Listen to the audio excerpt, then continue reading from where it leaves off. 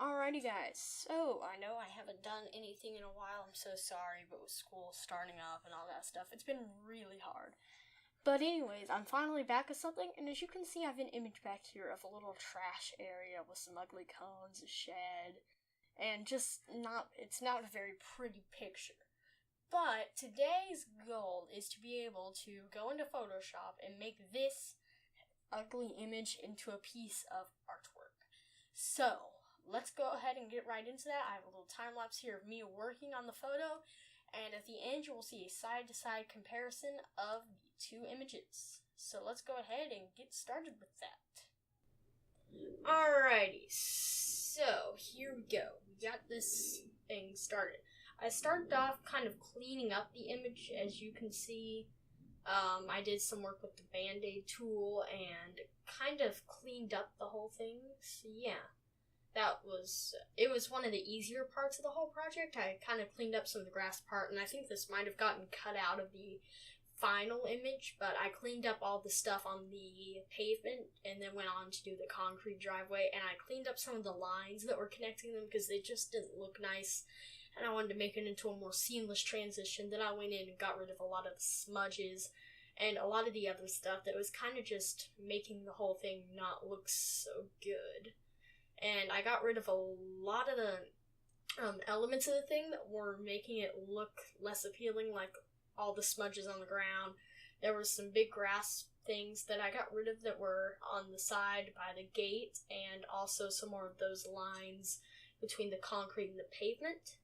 So yeah, I went back, got off all the leaves and smudges and all that stuff, just the little things that I got rid of.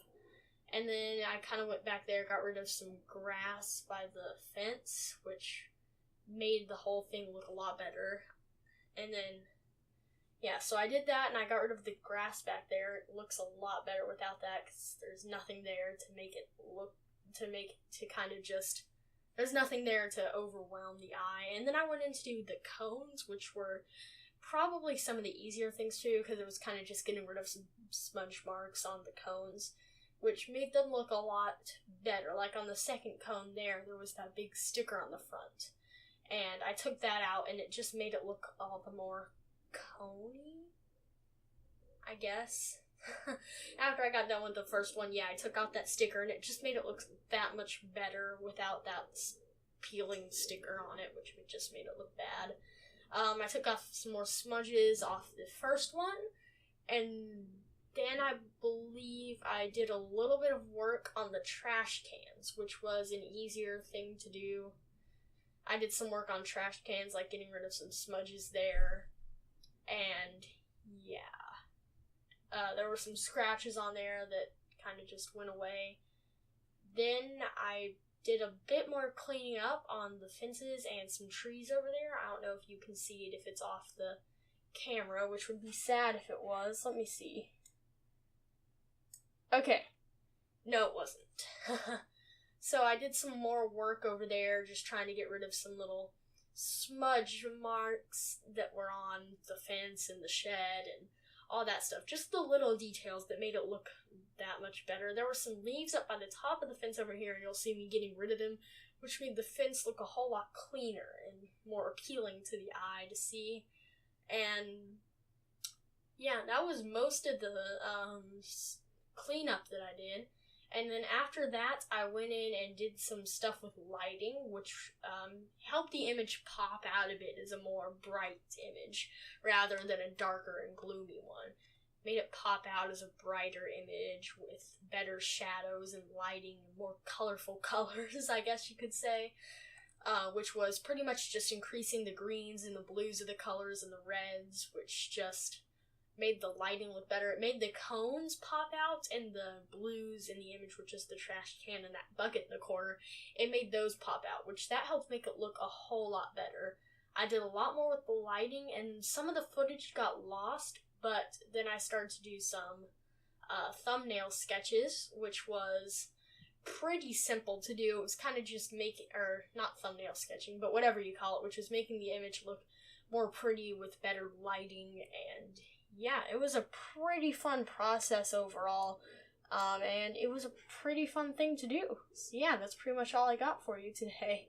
for this little time-lapsey thing. I finished up with thumbnail sketches, and then the image was done after that. So yeah. So guys, we finished it up, and as you can see here, this is the original photo of the whole thing right here. And now we are going to get a look at a comparison of the two images. So let's go ahead and pull up the next image of the final product. It went from that to that, which is a pretty big difference. Like, already you can see the lighting is completely different, which over here in the shed you can see it the most. The lighting is more yellow, while in the original it's more white. So as you can see right there, the lighting just gets completely changed by that. And kind of down here, right there, as you can see, there's that little crack line right there. I don't know if you can see it or not. You probably can't see it. Sorry for wasting your time. But as you can see, there's the crack down there, and now there is no crack right there, disconnecting the pavement from the concrete, which just makes the whole thing look, I don't know why it's doing that, which just makes the whole thing look that much better. And I personally think that it looks really cool with that whole, with the new effects, because as you can see, it looks dirty and grimy and just really weird in this photo, in this thing. While here, you can see that it looks more bright, and it looks more of like this photo had a lot of thought put into it feel. And that's kind of the feel I was going for. There's a lot of differences, like the cones are more cleaned up, as you can see, they appear brighter. The whole thing just looks yellower and brighter and more sunshiny-y, like it would look on a hot day with the sun shining directly down.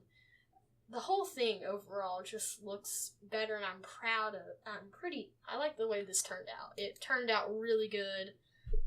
And yeah, this actually didn't take too long. It took me like 15 minutes to do this, because it wasn't that hard, because it took like, the longest part was cleaning up the thing, and then I just messed around with some of the other, Then I just messed around with some of the other aspects, like lighting and colors and all that stuff. But besides that, it was a pretty easy thing to do. So it's not that hard to take a bad-looking image and make it into a pretty nice, cleaner image. So yeah, I hope that you guys did enjoy this whole thing, though, and watching a really bad image turn into a fairly better image. I don't want to go and say it's a good, perfect image, because there's still a lot of flaws with it. But overall, this is one of the first times that I've really done a Photoshop project where I've improved an entire image. And I like the way that it turned out. It turned out really good, and I would do it again with different images. Speaking of which, if you have a bad image that you take, and if you email it to me, I'll put my email in the description, it might get featured in a video of me turning it into a good image. So if you have a bad image that you would like to email to me, it may become a video. So yeah, go ahead and do that if you want to. Be pretty cool. See, yeah. I know I say this in every video, but I'm awful at ending my videos. I really have no idea how to. So I'm just gonna say, this video is over. Go home. Nah, I'm just kidding. I couldn't end a video like that. What was that laugh? Oh my. Bye guys. I hope that you enjoyed this video, and I will see you in the next one, which should hopefully come out in a week.